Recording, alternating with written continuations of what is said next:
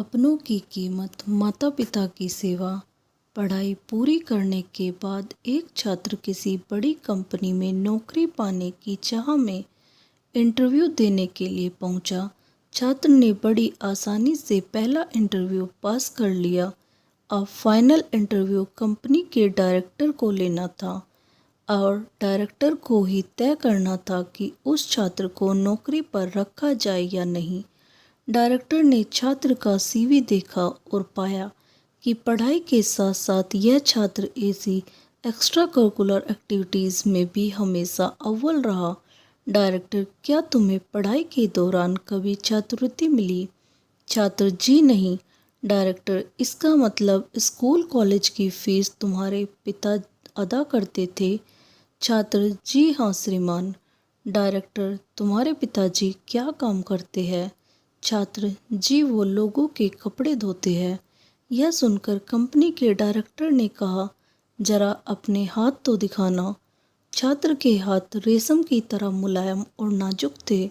Director, क्या तुमने कभी कपड़े धोने में अपने पिताजी की मदद की? छात्र, जी नहीं। मेरे पिता हमेशा यही चाहते थे कि मैं पढ़ाई करूं और ज़्यादा से ज़्यादा किताबें पढूं। हाँ, एक बात और, मेरे पिता बड़ी तेज़ी से कपड़े धोते हैं। डायरेक्टर, क्या मैं तुम्हें एक काम कह सकता हूँ? छात्र, जी हाँ, आदेश कीजिए। डायरेक्टर, आज घर वापस जाने के बाद अपने पिताजी के हाथ धोना, फिर कल सुबह मुझसे आकर मिलना। छात्र यह सुनकर प्रसन्न हो गया। उसे लगा कि अब नौकरी मिलना तो पक्का है। तभी तो डायरेक्टर ने कल फिर बुलाया है। छात्र ने घर आकर खुशी खुशी अपने पिता को ये सारी बातें बताई और अपने हाथ दिखाने को कहा।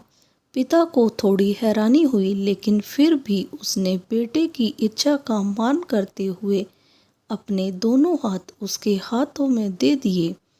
छात्र ने पिता के हाथों को धीरे धीरे धोना शुरू किया।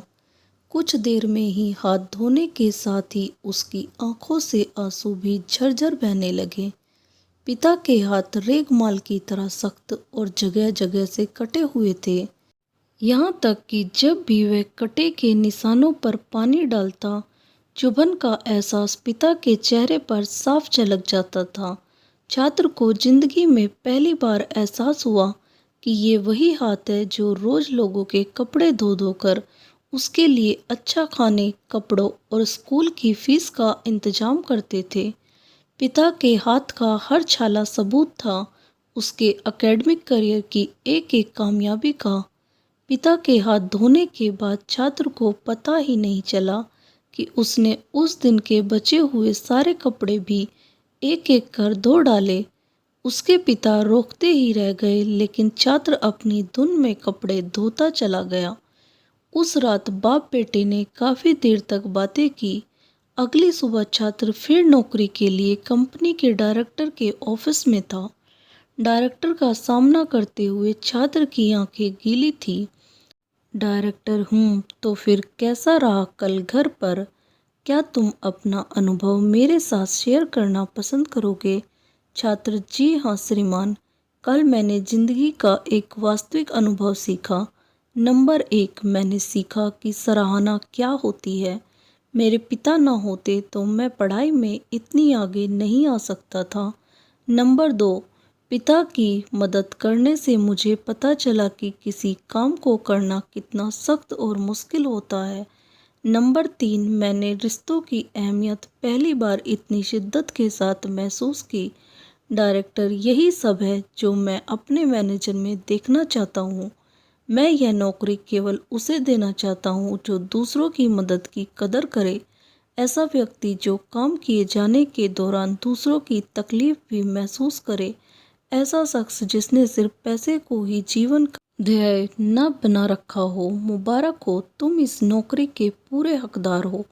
आप अपने बच्चों को बड़ा मकान दे, बढ़िया खाना दे, बड़ा टीवी, मोबाइल, कंप्यूटर सब कुछ दे, लेकिन साथ ही अपने बच्चों को यह अनुभव भी हासिल करने दे कि उन्हें पता चले कि घास काटते हुए कैसा लगता है।